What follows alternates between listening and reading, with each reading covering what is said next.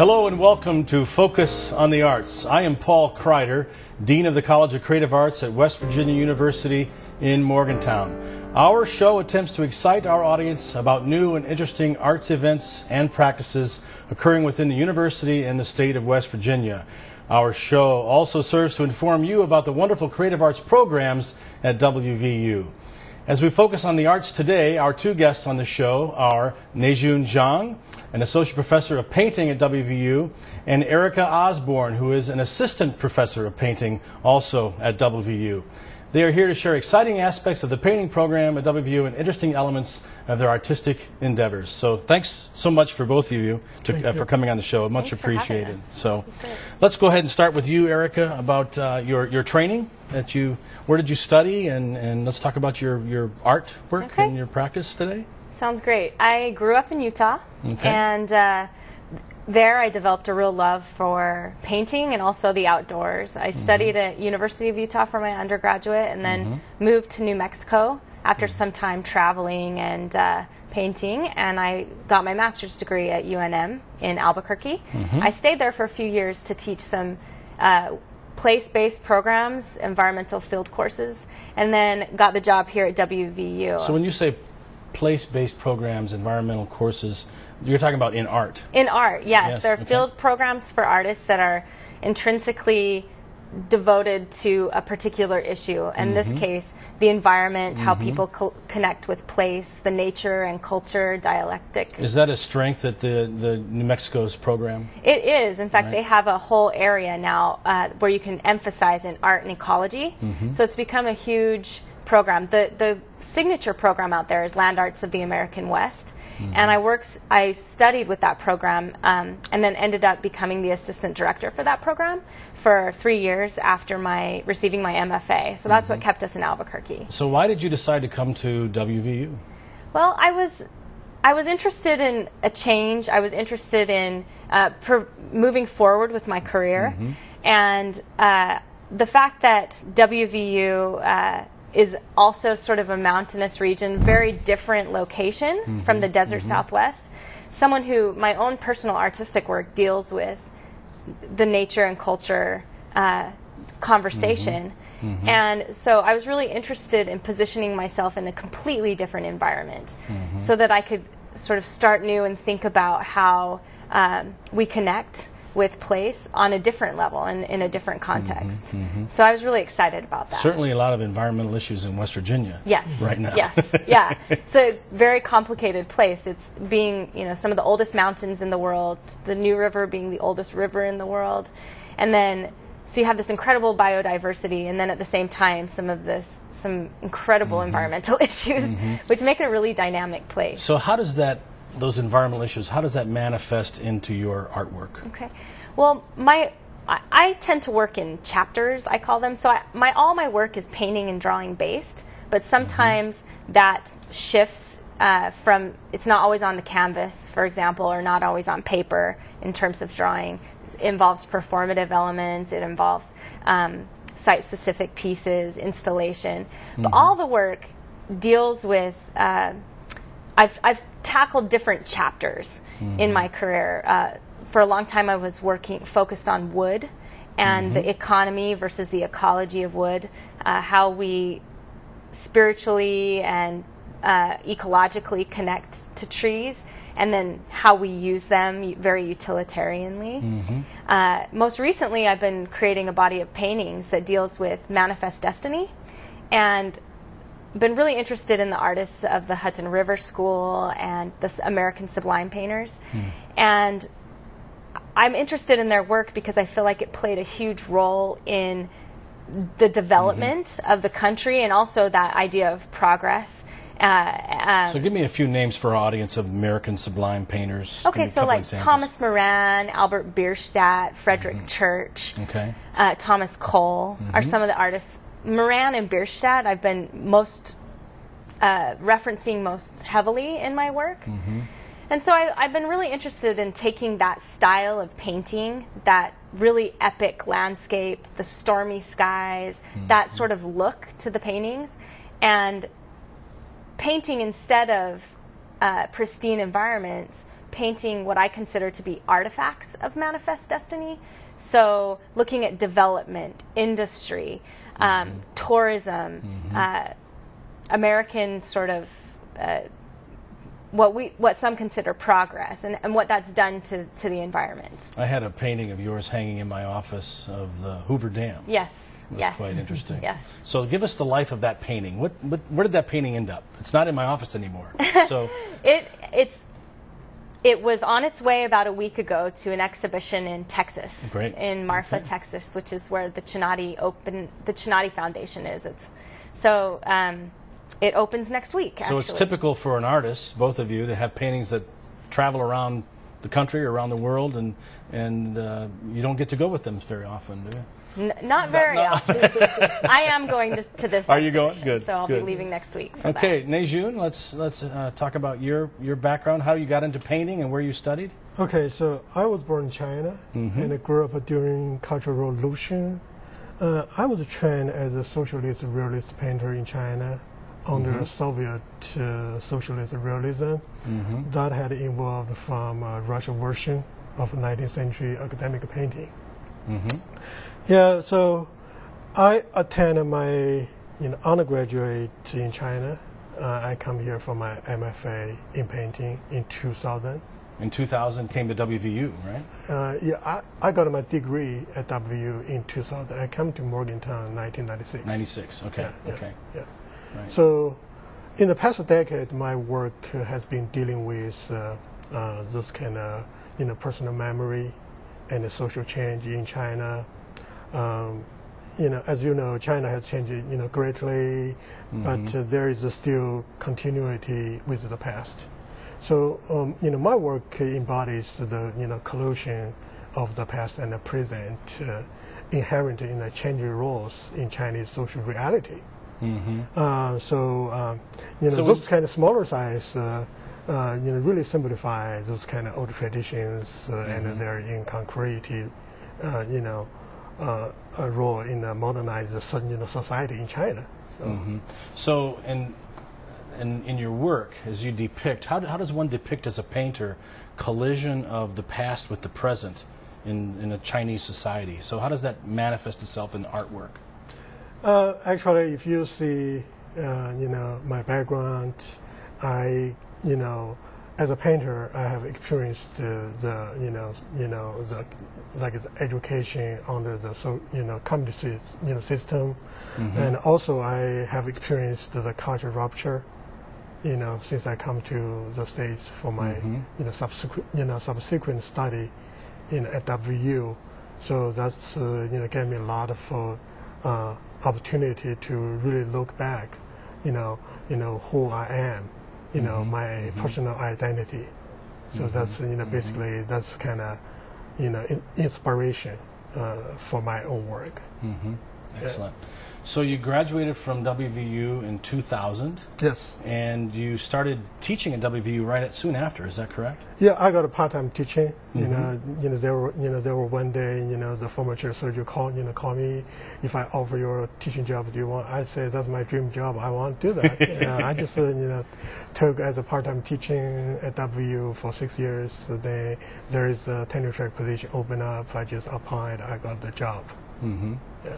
And certainly you earned that position based on the quality of your artwork. It's quite amazing. Yeah, I got a lot of positive teaching evaluation from my student.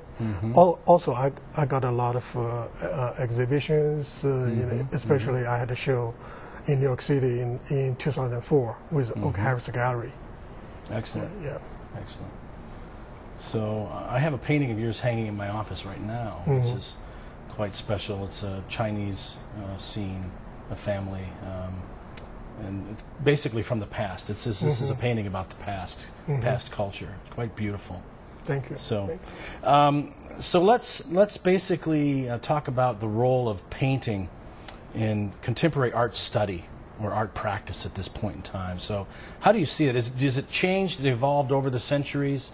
As technology comes into play, and we have all these different other mediums, painting, is it still pretty prominent, still pretty strong area of interest in artists today?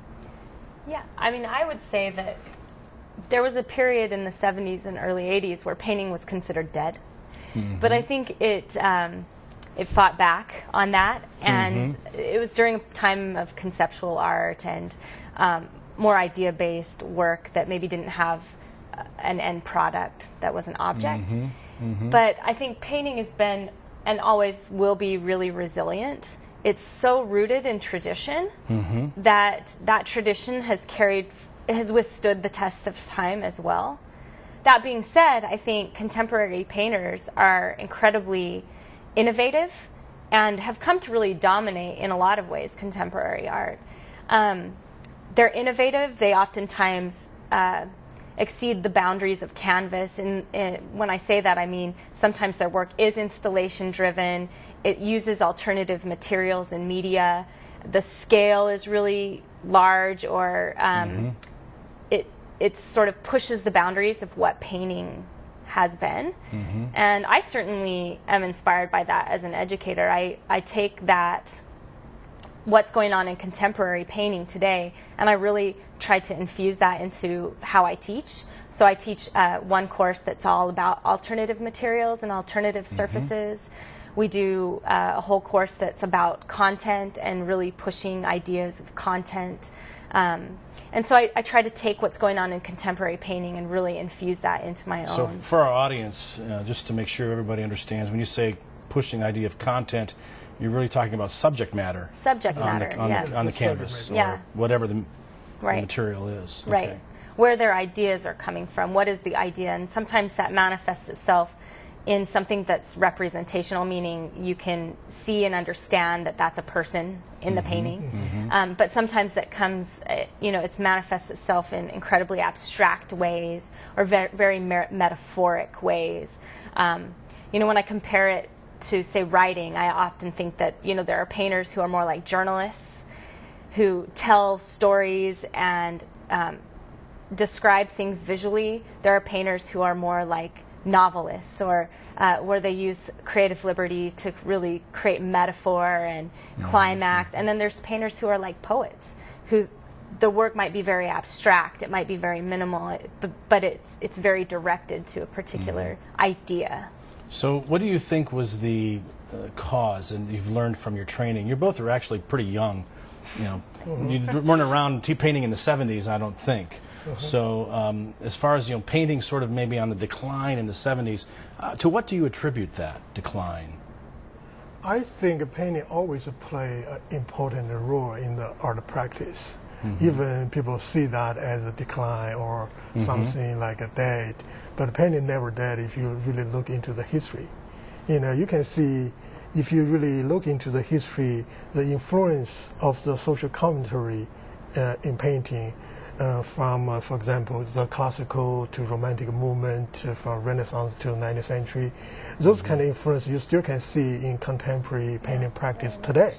So I say painting never died. Just like if you like a painting, you never feel it's, like a painting is gone. So, but it changes. Always changes. Right. I mean, let me ask you about say Jackson Pollock. Just throw that out there. Talking about an abstract painter on a grand scale. That was new at the time, was it not? If you see the late Impressionism, that's kind of huge inspiration for the Expressionism. I think Pollock is a part of a branch, one of the branches from the Expressionism. Those kind of dripping of the paint really play some kind of gesture, tradition like a painting. So I think he still has those, those kind of influences from early development in painting. Right. Yeah, just not suddenly come out. I think there are some reasons. Right. But maybe going back to that idea that I think that painters, like most artists or musicians, are incredibly responsive to the cultures and the social environments in which they live. And I think Pollock at the time was, was coming out of World War II, trying to create something that was, in a lot of ways, sort of void of politic, void of representation, trying to really distill painting to what it is, which is essentially a mark with oil medium and ground on canvas. And so I think that even his work really stemmed from what was going on in the social climate at the time, and looking to kind of pull back from some of what was going on. Right, right. So. Okay. So let's talk a little bit about the program, the painting program at WVU. And what makes it unique, special? You have an undergraduate degree, a BFA, which is basically a pretty intensive 4-year program. Right. And then you have a 3-year Master of Fine Arts program, which is a terminal degree. And let's talk about the strengths of the program as you see them today. Yeah, so we teach both, traditional and experimental painting. So both in figurative and abstract imagery, they are, fully explored to their, fullest potential for each student. So actually, the painting program is, designed to introduce students to the contemporary and historical foundations of painting media. The learning is, both one-on-one or, the group. So I think that's, something we encourage the both craft and the conceptualization. Yeah. Yeah, I always say that we teach them how to paint. We teach them what paint does. We teach them how to see, and then we tell them to turn that on their heads. And I think that the first few years of our program are really about basics in foundations, and really learning the materials, because in order to push them, you need to know how to use them. Right. And then once they hit their junior and senior year, we try to really get them to push what those materials can do, what they can do and say as an artist. So that, and we do it in a one-on-one basis, which is really nice.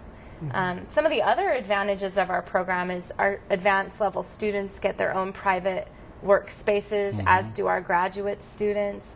What I consider an advantage, even coming from Albuquerque, which has Santa Fe as an art center, but we have the benefit of living in sort of a smaller community, and there's all the pluses that come with that, but we're incredibly close to some major art centers, being only an hour from Pittsburgh, 5 hours from Philadelphia, 6 hours from New York, and 2.5 from DC. So we have these incredible resources that we can access. In addition to that, we bring in incredible visiting artists to lecture and to exhibit their work in the galleries at the CAC. And our visiting artist program is, I think, really a wonderful program. We bring in artists that are very cutting edge and at the top of their field in contemporary art. And that gives our students a real opportunity to listen and get to know work that's going and happening today, and ask questions to these artists that they might admire.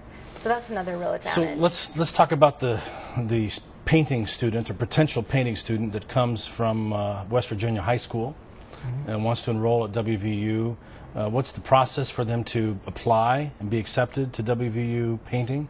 And they go into a foundations. Talk about the foundations course just a little bit more, where they might be studying those core concepts. Okay. A high school student interested in our program would first have to apply to the university, and then once they did that, we have our own application process in art and design. It's a portfolio review, and it all can take place online and via a CD that you mail to us of images of your work as a student, transcripts, etc., a letter of intent. Okay, and then through that process, students are chosen for the art and design program, and once they enter that program, they have a core foundation program. The first year is dedicated to what we call foundations, which is teaching critical thinking, teaching basics of composition and design. So it's for all of our art and design students, whether they be graphic design or sculpture or painting. But then once they've completed that, there's a big emphasis on drawing in that foundations program, figure drawing. Once they've completed that, they begin the foundations core of our program in the painting program. We have a sophomore review, so students have to actually apply to advance into their area of emphasis, which is a competitive process. And once they are in our area, they begin their beginning painting courses in addition to courses outside of painting. So it's very possible for a high school student to come to WVU, take the foundations coursework, and then decide in which area they want to focus, whether it be printmaking, painting, drawing, sculpture, they have whatever it might 1 year, be. even longer time to consider their major area. Right. So I would say they should consider our scholarship program. We have a very good scholarship program that offer 25 to 30 students in the painting program get an FSA scholarship. That's a tuition waiver. Right. So we also have different amount of money to give out every year. So that's a very good program for. So how would a high school student prepare for collegiate arts study? What are the things they need to do to get themselves ready? From my own experience, they probably need to get a private tutor before they really think about sending out their portfolio. I think those kind of training can help them really provide a competitive portfolio. I have seen a lot of portfolio. It's kind of mix the good work and the poor work together. So they don't know how to pick up their work to show their potential.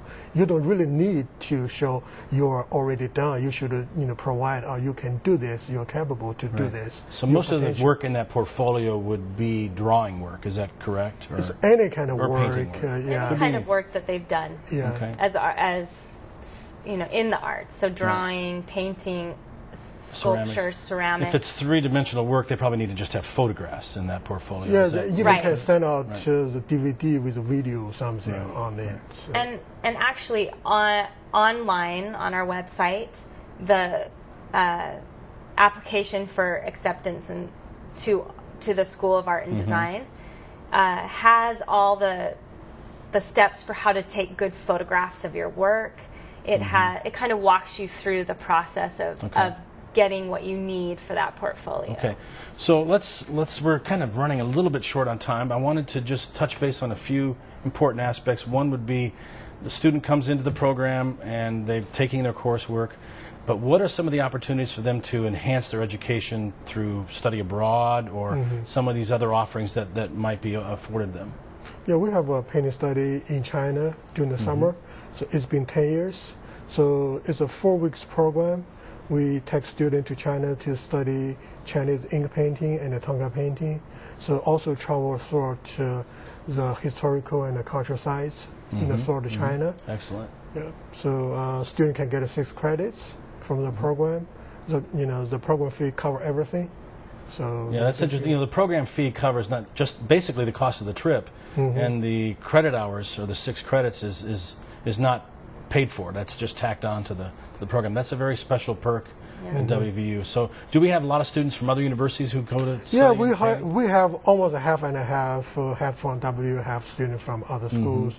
It's been kind of influential. A lot of people know our program. I got a lot of emails every year. They're interested in it. Right. Yeah. Right. And where else do we take students? Well, now we've just initiated this year in the School of Art and Design what we're calling the Global Positioning Studies, or GPS program. We found that there's a lot of our courses that are intrinsically place-based and site-specific and interested in experiential learning, meaning getting out of the studio, getting out of the classroom, and really getting some hands-on education. And 2 of the courses that are sort of core to that program are courses that I teach. One is called Art and Environment, and it's actually a fall semester course. It's a studio course and a seminar course with a lot of field trips. We have 6 field trips. We study topics of interest related to environmental issues, sustainability, the earth as a medium. It's for upper division students and graduate students. And then I also teach a summer program called Place Appalachia, which is a 2-week program, and it is an outdoor field program for artists, so similar to courses I taught at University of New Mexico. We we spend 2 weeks traveling all over the state. We canoe, we backpack, we have hydrologists, we have activists, we have we work with farmers, and the whole while students are creating artwork based on these ideas. You know, how do you make art out in the middle of the woods as a nomad when you're backpacking? Some of the most interesting projects come from that, when students are really challenged to think outside the box. So those are some wonderful opportunities, and my courses are here in West Virginia. So that's in addition to some wonderful courses we have that travel all over the place. Excellent. So a student graduates from WVU with a BFA in painting. Their emphasis is painting. What are they qualified to do? Where do they end up going? What have some of the graduates, what are they doing today? We try to help students to comprehend and engage the gallery market, also the top graduate program for further study. We really had several students that really got into the top like the top graduate program in the country in the past few years. Right. So I think I have a student. He graduated from 2008. He was in Morgantown for for a couple of years. He's been very successful to doing the portrait, the commission, something is very popular. Then he got admitted this year into New York Academy of Art. That's a very competitive figurative painting program in the country. That's excellent. Yeah. In addition, we have our students, our graduate students. We train to be able to teach. So often they go on to being professors. In addition, we try to train them to think creatively. So there's students that come out of a degree in painting, and they might go on to children's museum designs or be some of the top creative thinkers in the corporate world. So there's all these other options, as well as gallery, exhibiting, and being a professor. So we've had some wonderful students go on to do incredibly creative things. That's great.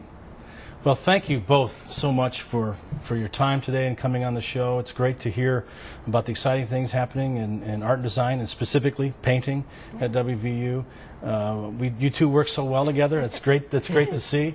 And I know the students have been doing exceptional work, and obviously your work, which has been shown in the program today, is certainly first rate and much appreciated. So thank you so much for coming on the show. Okay, thanks for having us. So as we wrap up today, I wish to again thank our guests for coming on the show. They're much appreciated. I want to thank the staff here at the State Library and Cultural Center for their work on this production. Their efforts are definitely invaluable. I also want to thank you for watching, and if you would like any further information about the College of Creative Arts at WVU, please visit our website at www.ccarts.wvu.edu. Thanks again for watching. This show will air monthly, and I hope to see you again for another episode of Focus on the Arts.